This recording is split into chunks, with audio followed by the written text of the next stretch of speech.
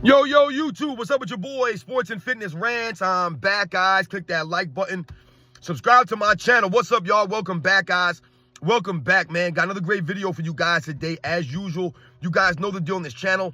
It's all about setting the record straight, stopping the lies, stopping the narratives, stopping them from rewriting history, guys. And in this video, I want to talk about something. Shout out to one of the subscribers, Vernon Lee Warren. He asked me to do a video on some of these what-if scenarios. And, you know, we've all talked about the what-if scenarios, you know, Anthony Hardaway and Grant Hill and Derrick Rose and Tracy McGrady, like some of these great players, Bill Walton, Len Bias, Reggie Lewis, you know, some of these what-if scenarios, man. But I wanted to do it a little bit differently. So I hope you forgive me, Vernon Lee Warren, man. But I want to do a what-if scenario as it relates to what if Michael Jordan in his era cheated the game and tore down the game and disrespected the game the way that these guys are doing over the last 10 seasons, man. What if Michael Jordan, his era, did that? Let's think about that, and let's talk about it in this video, guys. And I want to thank you guys, man. Everyone across the world, everyone across the states has been supporting my channel. Like I said, guys, I am truly humbled, man, by all support. It means a lot. You guys subscribing, liking my videos, you're commenting, sharing your stories, you guys emailing me, man. It means a lot, for real, guys. I really do appreciate it. Like I said, I try to respond to a lot of you guys, man, so forgive me if I don't. But like I said, man, shout out to everybody out there, man. Thank you very much, man. Shout out to everybody in the Philippines, man. You guys continue to be like my biggest supporter outside the United States, man. So I've never been out there, man, and maybe I got to get out there one day. The Sports and Fitness Rants crew out there in the Philippines, man. So shout out to all you guys out there, man, for real, man. Thank you. And you guys know what to do, man. You guys know what to do. Turn that volume all the way up. Hit that play button. Remember, these videos are for educational purposes. And let's roll. So, yes, guys, like I said, man, shout out to Vernon Lee Warren, man, who requested me to do a what-if video on some of the great what-ifs in NBA's history. Now, like I said, man, most people, when you hear the term what-if as it relates to NBA and the history of the NBA, we think about the same kinds of players, right? You immediately think of Anthony Penny Hardaway and the what-if scenarios for his career with the injuries. You immediately think about Grant Hill, right? You think about Derrick Rose. Like I mentioned, you think about Bill Walton. You think about someone like a Len Bias, who passed away tragically before his career even started.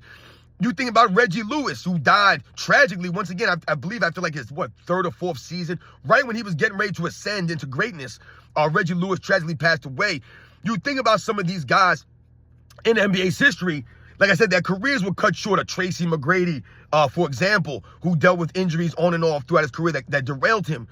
But I told you guys, I wanted to take this video in a different direction, and I wanted to do a what-if scenario as it relates to Michael Jordan and his era, the contemporaries of Michael Jordan, the guys that we grew up watching in those mid to late 80s into the 90s, right? The golden era of basketball. What if those guys cheated the game, disrespected the game, right? And destroyed the game the way that these players are doing today? What if they would have done it back then in the 90s, right? We think about the 70s into the 80s. We think about Dr. J, right, in the 70s, right, when the ABA, NBA merged. And I told you guys, Dr. J kept the game afloat into the 80s. I mean, in the 70s into the 80s, right, where Magic Johnson and Larry Bird came, right, and took the game even further, right?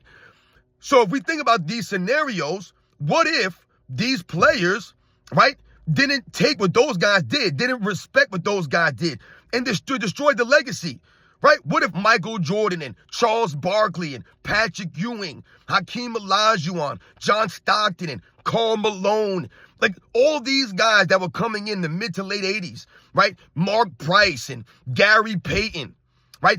David Robinson when he came in the early 90s. What if these guys, Scottie Pippen, Clyde Drexler, right? Chris Mullin, like what if these guys, right, who were the big-time players, the superstar players of the late 80s into the 90s, what if these guys were out there flopping at a high level? What if these guys were out there load managing on the fans? What if these guys were walking off the court early, not being true competitors? What if these guys were forming super teams by calling each other up on the phone and saying, hey, we can't beat Michael Jordan's Bulls, or hey, I can't beat the Detroit Pistons, hey, I can't beat the Boston Celtics, hey, we can't beat the Lakers, we can't beat the Sixers, we can't beat this team, we can't beat that team. Let's team up. Let's team up so we can beat these guys, right? What if Michael Jordan and Patrick Ewing teamed up to beat the Pistons? What if Charles Barkley and Michael Jordan teamed up to beat the Pistons in those mid to late 80s Eastern Conference, right? What if Michael Jordan and Hakeem Olajuwon teamed up, Right? Like, what would have happened if these scenarios went down? How would the game have been? What would your feeling have been about these guys? To me, this is a very important what-if scenario. Because this is what's leading into what we're dealing with now. What we're seeing now is that these guys have taken what those great players did in the 90s, even in the early 2000s, where things start to change a little bit. They took what these guys did and they abused it. So when I talk about flopping on this channel and you get some weird comment or some idiot that says, oh, I saw so-and-so flop, or I saw Dennis Rodman flop, or I saw this guy flop. Once again, no one said that these players were perfect. They never flopped. They never traveled. They never carried the ball, right? They always hustled every single play. No, sometimes these guys lollygag too. But it's the consistency at which they didn't do those things. So for instance, they didn't need a flopping penalties on them because they didn't abuse it. You see the difference there, guys? So yes, someone may have flopped, but more so they were trying to draw a call. Also, the game was more physical back then. So if you're getting banged and the game is physical, you try to sell a call, it's not the same as flopping in a non-physical era like these guys today. They get grazed, they go flying into the stands. It's not the same dynamic, guys. It's a completely different game. They're trying to cheat the game by doing that. They're trying to get some free throws. Whereas back in the day, they were literally trying to sell a call. That's what it was about. They weren't flopping for fouls, for free throws. They were trying to sell a call in the defensive end.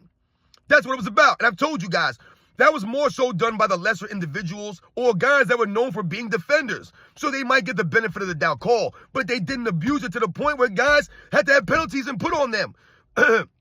So don't tell me about flopping. Also, we think about load managing. Sometimes you'll hear people say things like, oh, so-and-so load managed, or the Spurs started load managing before anybody else did. And I always laugh when I hear that because, yes, the Spurs may have introduced the term load managing, but once again, they didn't abuse it. So go look at the number of games that Tim Duncan played in his career. Tim Duncan wasn't playing 50 games, 55 games, 60 games. The man was there for 75 games, 78 games, almost literally every season. Same thing with Ginobili, Tony Parker.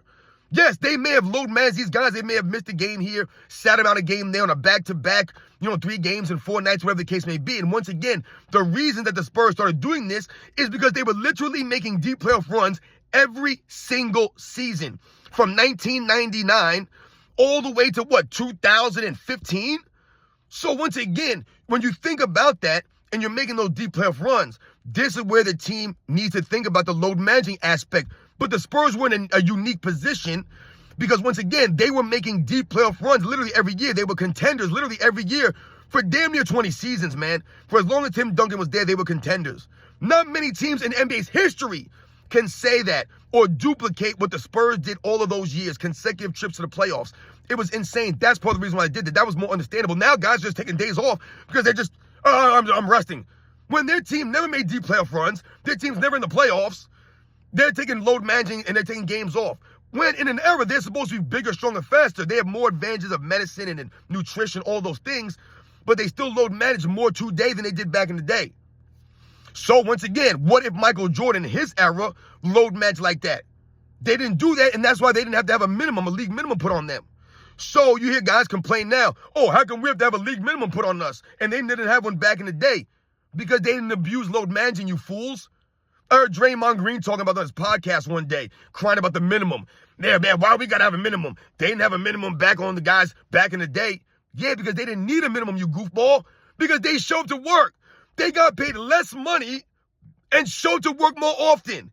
How does that work? I'm confused. They had less benefits, but showed up more often. I'm confused. How does this work? They had to deal with more stuff, right? All the conditions were harder, but they still played more. They managed to show up more. The game was more physical.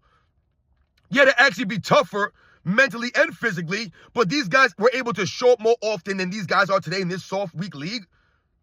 And they're supposed to be bigger, stronger, faster. They keep telling us, but I don't see it. So once again, what if Michael Jordan in his era would have load managed that much and abused it to the point where, like I always tell you guys, when I was young growing up, I turned the TV on, the Knicks were playing so-and-so. You knew Patrick Ewing was going to be there. It didn't matter who he was playing. If they were playing the Pacers, Reggie Miller was going to be there. I knew Reggie Miller was going to be there. You knew the guys, the stars were going to show up. They were going to be on the court, man. You wanted to see Karl Malone, John Stockton. You knew John Stockton was going to be there. He ain't missing no games. The dude went to a game after a car accident. Still went to the game. Got into a car accident on the way to the game. Still played the game. Could you imagine guys today getting into a car accident, going to a game? It would have been breaking news. It would have been all over ESPN. Guys would have been out for months. Would have been in a coma. They would have filed a lawsuit. There would have been a whole bunch of stuff going on, man. It would have been an absolute joke, man. These guys showed up. So like I said, as a kid, I didn't have to worry about that stuff. But what if those guys didn't show up? Then I wouldn't be able to sit here today and tell you guys with a straight face. When I was a kid and I turned the TV on, they were there. I wouldn't be able to say that. Because today, you can't say that so much. Hey, you turn the TV on, or this matchup is going down. You don't know who's going to play and who's not going to play. Every time you go to ESPN, every time you go and look at the news section, someone else out. So-and-so's out with a sore leg. So-and-so's out with a sore back. And there's no injuries. They're just out with nothing. Remember that movie, The Program, guys, right? The scene in the movie Program, are you hurt or are you injured? And he remember he asked Darnell Jefferson that, right? The coach, James Caan, I don't know how to pronounce his name, whatever, man. Rest in peace to him. He says, he goes, are you hurt or are you injured? And he goes, I don't know what's the difference, coach. He goes, well, if you're hurt, you can play. If you're injured, you can't. And that's a problem for these guys today. They're not injured. They're just hurting. And they don't want to play. I do not respect that. I don't. You're not injured. You're just hurt. And you don't want to play because you're hurting. You're soft as hell. So what if Michael Jordan in his era did that? They didn't play every time that they were hurting. They didn't play. Michael Jordan didn't do that. The other players, his contemporaries, they did not do that. They showed up. I tell you guys, they pushed through pains. They didn't get paid all that money. Their money wasn't guaranteed. They didn't have all these opportunities to build their brand off the court through social media and all these other avenues. They had to actually go out there in the court and earn their money. They had to earn the money by earning a reputation, right? By building up a reputation and earning a role on a team so they can earn money, earn a spot. This is what they did. They showed up to work. They had to. I mean, it's just crazy, man.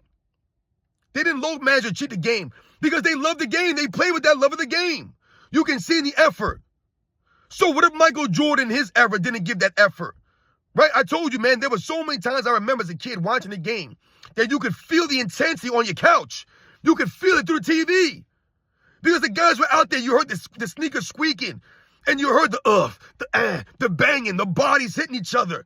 You heard the oofs. You heard all this stuff. You saw the trash talk. You saw guys face to face, nose to nose, not backing down, sweating like crazy, giving the effort, being competitors, wanting to beat each other, not play with each other, not doing these stupid handshakes and these weird dances before games, doing these fluff workouts, being all frail. What if Michael Jordan in his era did this kind of stuff, guys? What if they were ejecting fans from the arenas back in the 80s and the 90s with regularity? How many times did I see a Michael Jordan game or the Chicago Bulls game and there was signs in the stands, clowning Michael Jordan, talking about Michael Jordan's gambling, talking about Michael Jordan's father, saying weird things? Did he have them removed from the stands? No, he didn't. How many times you seen Michael Jordan being heckled on the sidelines? Did Michael Jordan cry and moan about it and get people removed and point at them and act like a Karen? No. What'd he do? Either he threw it back in their face and destroyed their team. Right? He used it as fuel. That's what Michael Jordan did. Spike Lee, right? They would go back and forth. A lot of people would talk to Michael Jordan. You guys remember that guy from I believe it was the Clippers?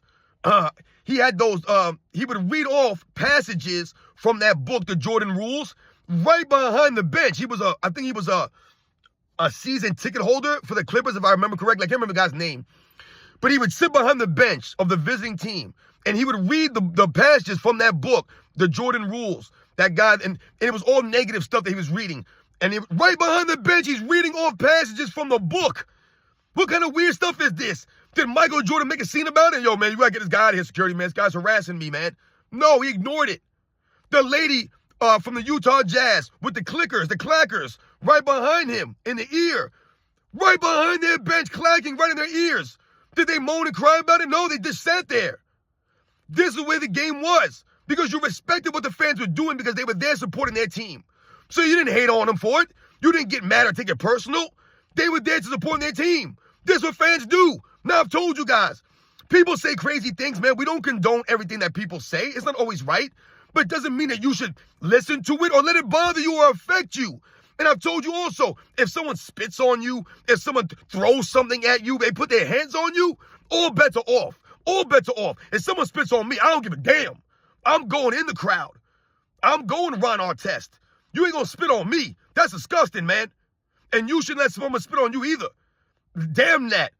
Even if you got to get your ass whooped, you take an ass whooping, I'll take an ass whooping. I'm not, you're going to spit on me and think it's okay. And once again, if someone throws something at you, they try to put their hands on you, then you do what you got to do as a grown up.